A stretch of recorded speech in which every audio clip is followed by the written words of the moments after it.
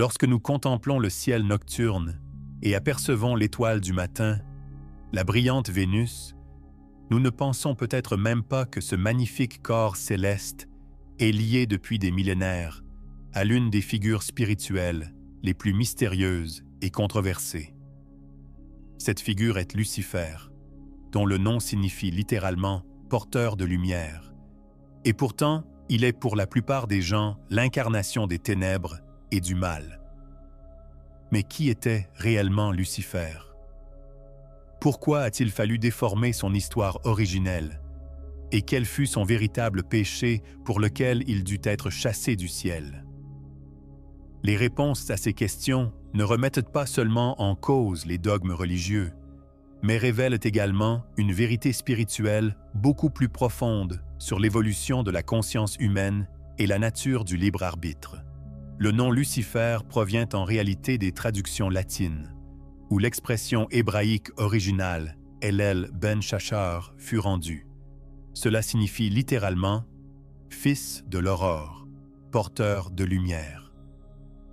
Dans le 14e chapitre du livre d'Isaïe, nous lisons la première mention qui fut plus tard associée à Lucifer. « Comment es-tu tombé du ciel, astre brillant, fils de l'aurore? Tu as été jeté à terre, toi qui foulais les nations. » Mais voici le premier rebondissement de l'histoire. Ce verset, dans son contexte original, ne parle pas d'un ange déchu, mais du roi de Babylone, qui était orgueilleux et condamné à la chute. Ce ne sont que les interprètes religieux ultérieurs qui ont relié ce verset à l'histoire de Lucifer, créant ainsi le récit que nous connaissons aujourd'hui. Elaine Pagels, professeure d'histoire des religions, écrit « Le développement du mythe de Lucifer s'est formé sur des centaines d'années, lorsque divers textes et traditions furent fusionnés. Dans les écrits hébraïques originaux, il n'existait pas de concept tel que Satan ou Lucifer dans le sens où le christianisme l'a ensuite dépeint. Ces figures ont évolué progressivement à mesure que les dirigeants religieux voulaient tracer une ligne de plus en plus nette entre le bien et le mal. La véritable histoire remonte probablement beaucoup plus loin. Dans la mythologie sumérienne et babylonienne antique, nous rencontrons Inanna, la déesse de l'étoile du matin, qui descendit dans les enfers. Dans la mythologie cananéenne, Attar était le dieu de l'étoile du matin, qui tenta de monter à la plus haute sphère céleste, mais échoua. Toutes ces histoires ont contribué au récit qui s'est ensuite formé en la figure de Lucifer. Le livre d'Hénoch, qui n'a pas été inclus dans le canon biblique, mais est extrêmement important dans la littérature apocryphe, parle plus en détail des anges déchus. Ces anges, appelés veilleurs, descendirent sur terre parce qu'ils tombèrent amoureux des femmes humaines. Ils enseignèrent aux humains diverses sciences, arts et pratiques magiques. Selon le livre d'Hénoch, Azazel était l'un des principaux anges déchus qui enseigna aux humains la fabrication d'armes et l'utilisation des cosmétiques. Semyaza, un autre ange déchu, transmit la science des incantations et des plantes médicinales. Ces anges ne tombèrent pas Tastipa parce qu'ils étaient mauvais, mais parce qu'ils violèrent le commandement divin et interférèrent dans le développement humain. Margaret Barker, érudite biblique, écrit « L'histoire des anges déchus concerne vraiment la façon dont l'humanité a acquis la connaissance qui en fit une civilisation. Le travail du métal, l'astronomie, la médecine, toutes ces connaissances furent apportées du ciel par les veilleurs. La question est de savoir si cela fut un péché ou un don. Les premiers pères de l'Église chrétienne, en particulier Origène et Tertullien, se sont beaucoup occupés de la figure de Lucifer. Origène a proposé la théorie intéressante que la chute de Lucifer était en réalité un événement nécessaire dans le plan de l'univers. Selon lui, Lucifer décida de se rebeller de son propre libre arbitre, et cette décision permet également aux humains d'exercer leur libre arbitre. Selon les écrits d'Origène, S'il n'y avait pas eu de choix entre le bien et le mal, alors les âmes humaines n'auraient pas pu évoluer. La rébellion de Lucifer créa cette dualité sans laquelle le développement moral serait impossible. En ce sens, Lucifer n'est pas un ennemi, mais un catalyseur nécessaire. Cette pensée était révolutionnaire et fut finalement considérée comme hérétique. L'Église ne pouvait accepter l'idée que le rôle de Lucifer pourrait être positif ou du moins nécessaire. Mais dans les premières communautés gnostiques, cette conception continua à vivre. Les textes gnostiques, en particulier l'Apocryphone de Jean, placent l'histoire de Lucifer sous un jour complètement différent. Selon ceux-ci, le monde matériel ne fut pas créé par le vrai Dieu suprême, mais par un être divin inférieur appelé Yaldabaoth ou le démiurge. Cet être, bien que puissant, ne possédait pas la vraie connaissance spirituelle. Quand Yaldabaoth créa Adam, il fit une erreur.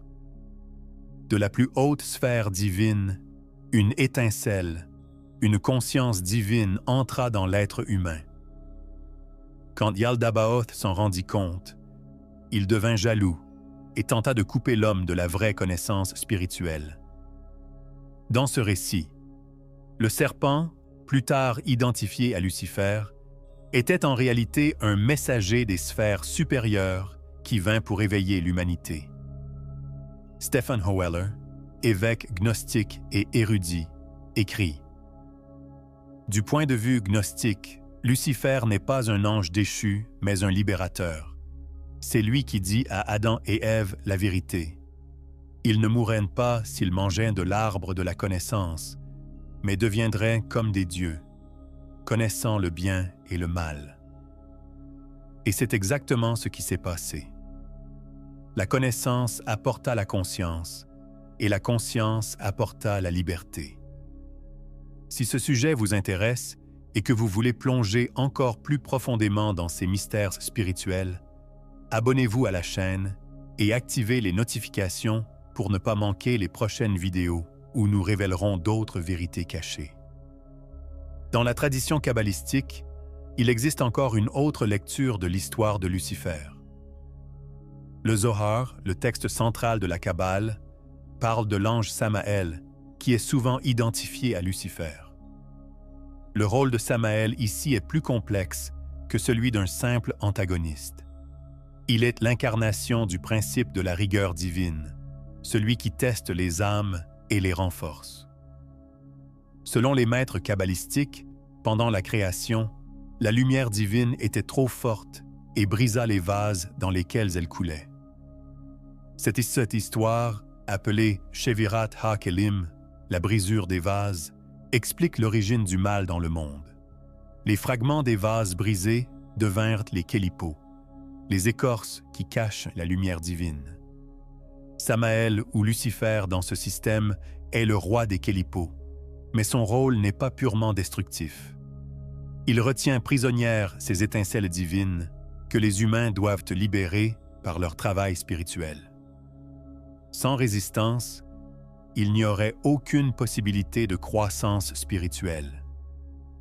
Gershom Scholem, qui étudia les enseignements kabbalistiques, dit « La Kabbale ne voit pas Lucifer ou Samaël comme un être purement mauvais. Il est une partie nécessaire de l'économie divine qui permet aux âmes humaines de travailler, de lutter et d'évoluer.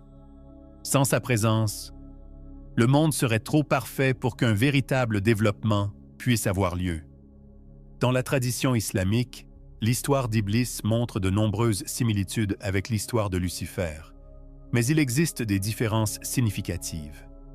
Selon le Coran, Iblis n'était pas un ange, mais un djinn, un être créé du feu. Quand Allah créa Adam de l'argile, il ordonna à tous les anges et djinns de se prosterner devant lui. Iblis refusa. Il dit « Je suis meilleur que lui.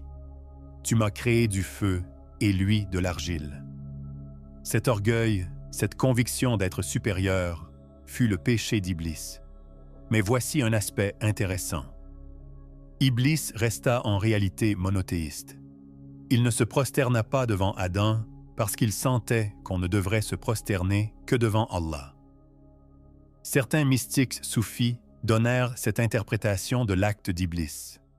Il fut en réalité le plus grand monothéiste, qui n'était pas disposé à adorer quelqu'un d'autre, même quand Allah le commanda. Ce paradoxe soulève de profondes questions théologiques sur la relation entre le libre arbitre et la volonté divine. Idries Shah, maître soufi, écrit « Dans l'histoire d'Iblis réside le plus grand paradoxe. S'il avait obéi et s'était prosterné devant Adam, il aurait violé le commandement supérieur que nous ne devons adorer que Dieu. S'il n'obéit pas, il viole le commandement direct. Cette situation montre la vraie nature du libre arbitre et la complexité de la croissance spirituelle. Les mages de la Renaissance et les alchimistes redécouvrirent la figure de Lucifer, mais plus dans un sens démoniaque. Pour eux, Lucifer était le porteur de lumière, la figure prométhéenne qui apporta à l'humanité la connaissance sans laquelle elle n'aurait pu évoluer. Giordano Bruno, le philosophe italien qui mourut sur le bûcher pour ses convictions, écrivit « Lucifer est le symbole de la raison humaine, qui n'est pas disposée à accepter aveuglément les dogmes, mais veut comprendre la vérité par elle-même. C'est la lumière de la raison qui illumine l'obscurité, et c'est ce que les dogmatiques ont toujours craint. » Pour les alchimistes, le principe de Lucifer était cet élément nécessaire pour le grand œuvre, pour la transformation.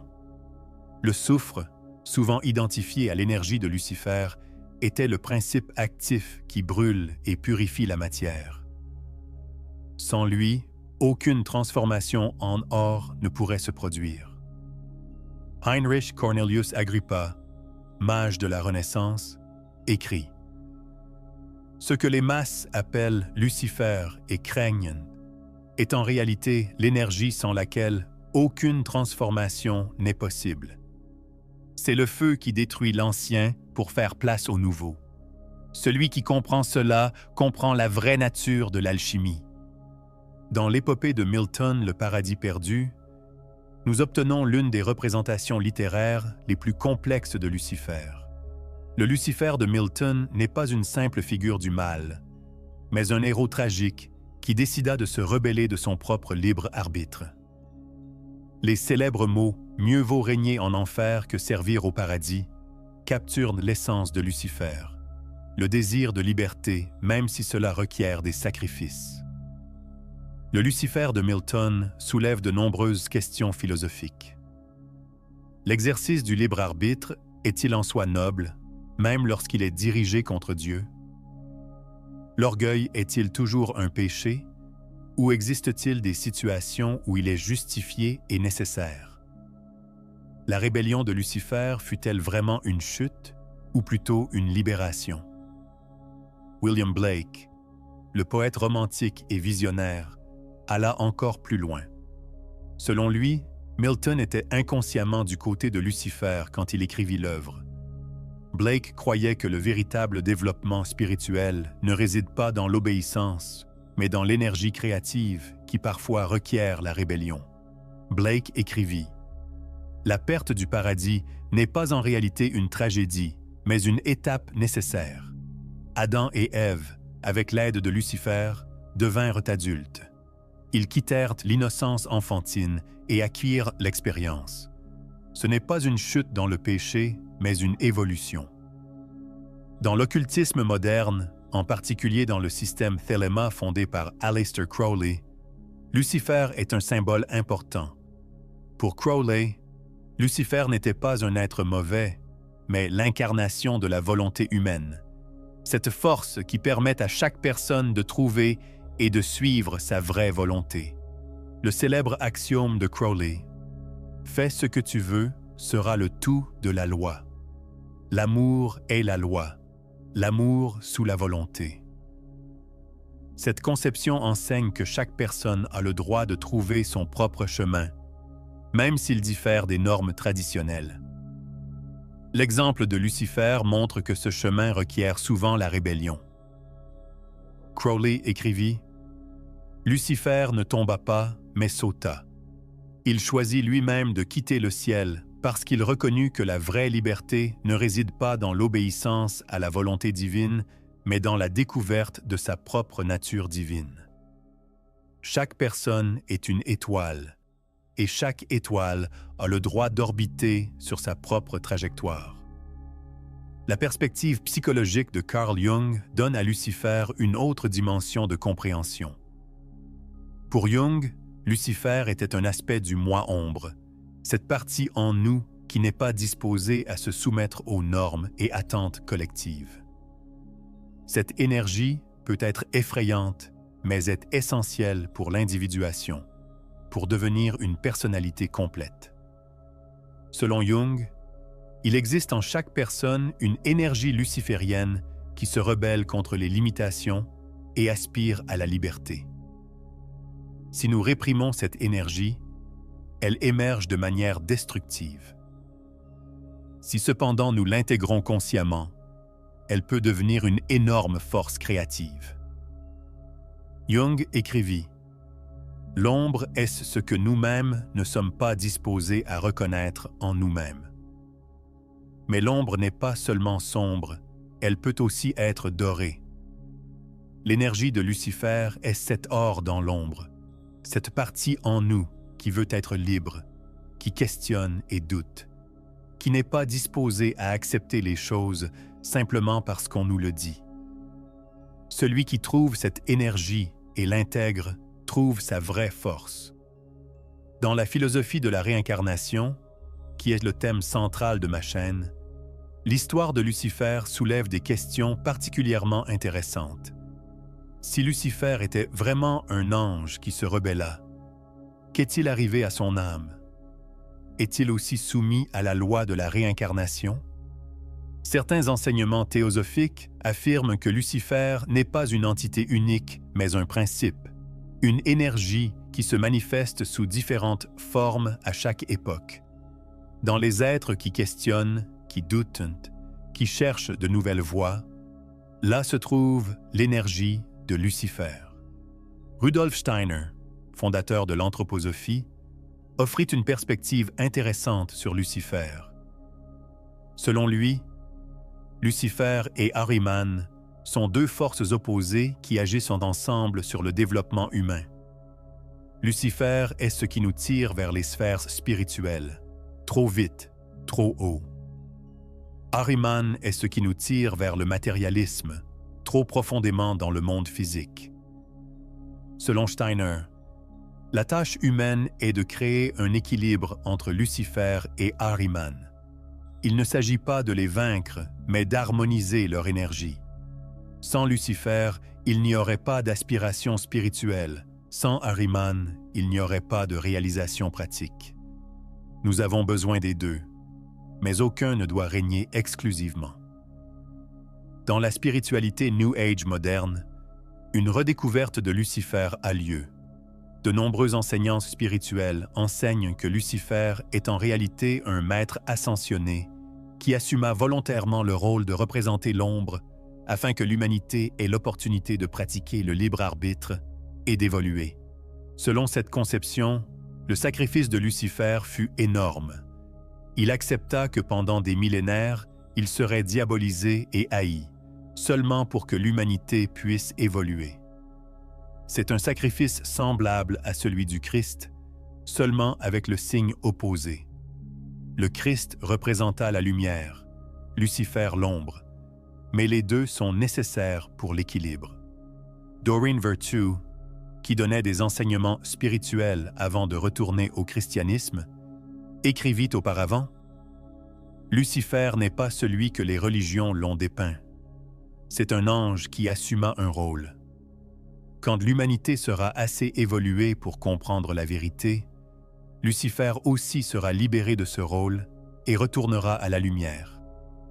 La philosophie de la dualité est la question centrale de l'histoire de Lucifer. L'obscurité est-elle nécessaire pour que nous apprécions la lumière? Le mal est-il nécessaire pour que nous pratiquions le bien? L'existence et la rébellion de Lucifer créèrent cette sans laquelle le développement moral serait impossible. Le symbole yin-yang de la philosophie taoïste capture parfaitement ce concept. Dans la lumière, il y a un point d'obscurité. Dans l'obscurité, il y a un point de lumière. Et les deux se transforment continuellement, l'un en l'autre.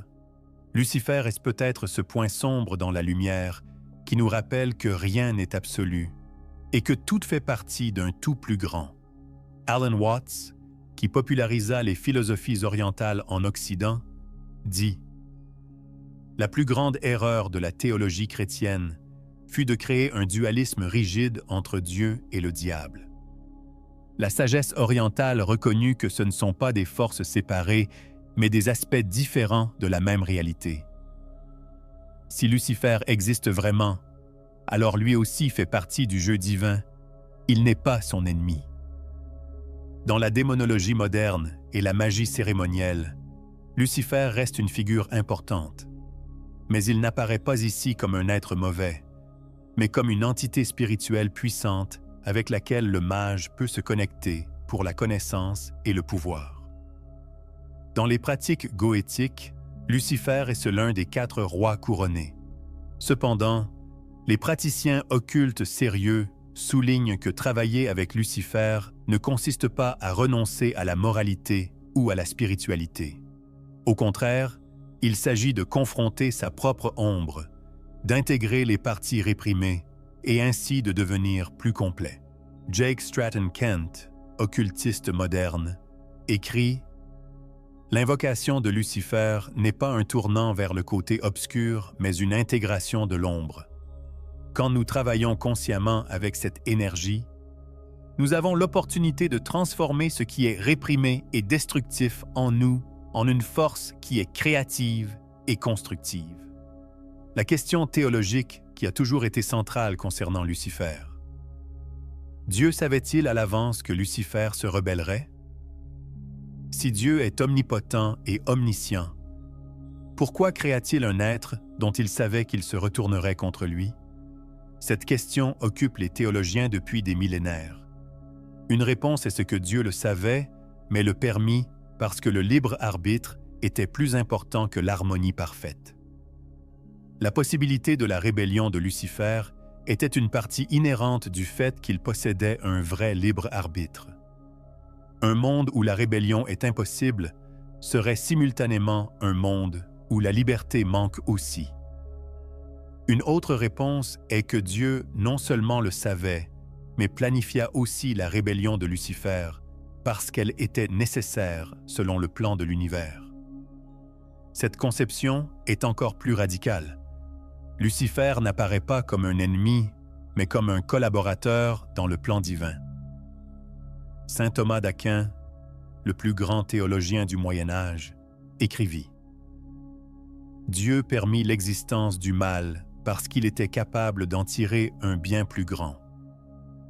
La chute de Lucifer et la chute des hommes dans le péché permirent l'incarnation du Christ et la rédemption de l'humanité, ce qui apporte à Dieu une gloire plus grande que n'aurait apporté l'innocence originelle. » La physique quantique moderne offre des parallèles intéressants avec l'histoire de Lucifer. L'effet de l'observateur, selon lequel l'acte d'observation change la chose observée, rappelle comment l'acquisition de la conscience changea l'état de l'humanité. Quand Adam et Ève, avec l'aide de Lucifer, devinrent conscients, ils ne pouvaient plus être les mêmes. Le principe d'incertitude de Heisenberg, selon lequel on ne peut connaître simultanément avec précision à la fois la position et la vitesse d'une particule, peut être mis en parallèle avec le principe spirituel que la certitude complète et le libre arbitre ne peuvent exister simultanément. La rébellion de Lucifer introduisit une incertitude, une ouverture dans l'univers. Fritjof Capra, qui étudia les parallèles entre la physique et le mysticisme oriental, écrit « La physique moderne nous a montré que l'univers n'est pas un mécanisme rigide et déterministe, mais un système en constante évolution et ouvert où tout est possible. Cette vision du monde est beaucoup plus proche de la conception spirituelle, qui voit Lucifer non comme une erreur, mais comme une possibilité nécessaire. En fin de compte, l'histoire de Lucifer n'est pas un événement d'un passé lointain et mythique, mais une allégorie continuellement pertinente sur l'expérience humaine. Nous faisons tous face à des moments dans la vie où nous devons choisir entre l'obéissance et la rébellion, entre la sécurité et la liberté, entre la conformité et l'individualité. Dans ces moments, nous sommes tous Lucifer. Nous nous demandons, acceptons-nous ce qu'on nous dit ou cherchons-nous notre propre vérité? Restons-nous dans la situation confortable mais limitante ou risquons-nous et sautons-nous dans l'inconnu? Nous soumettons-nous à l'autorité ou écoutons-nous notre voix intérieure? La réponse que nous donnons à ces questions détermine qui nous sommes. L'histoire de Lucifer ne concerne pas se rebeller contre tout, mais trouver sa propre voie, son propre chemin, même s'il diffère de ce que les autres attendent de nous. Le véritable secret de Lucifer est peut-être qu'il n'existe pas une seule vérité à son sujet. Il est un miroir dans lequel chaque culture, chaque époque, chaque individu voit refléter ses propres peurs et ses propres désirs. Un démon pour ceux qui craignent le changement, un héros pour ceux qui aspirent à la liberté, un symbole pour ceux qui cherchent un sens plus profond. Mais une chose est certaine, l'histoire de Lucifer, quelle que soit la façon dont nous l'interprétons, soulève les questions les plus importantes. Qui sommes-nous? Quel est notre but? Comment nous rapportons-nous à l'autorité? Quel est le prix de la liberté? Et finalement, choisissons-nous notre chemin ou d'autres le choisissent-ils pour nous? Merci d'avoir lu cette histoire. Si elle a été stimulante pour vous, partagez-la avec d'autres. Abonnez-vous à la chaîne et écrivez dans les commentaires ce que la figure de Lucifer signifie pour vous. De quel autre mystère spirituel aimeriez-vous entendre parler? Dans les prochaines vidéos, nous continuerons ce voyage vers les questions les plus profondes de la conscience humaine et du développement spirituel, découvrant des vérités qui nous aident à comprendre notre place dans cet univers vaste et merveilleux.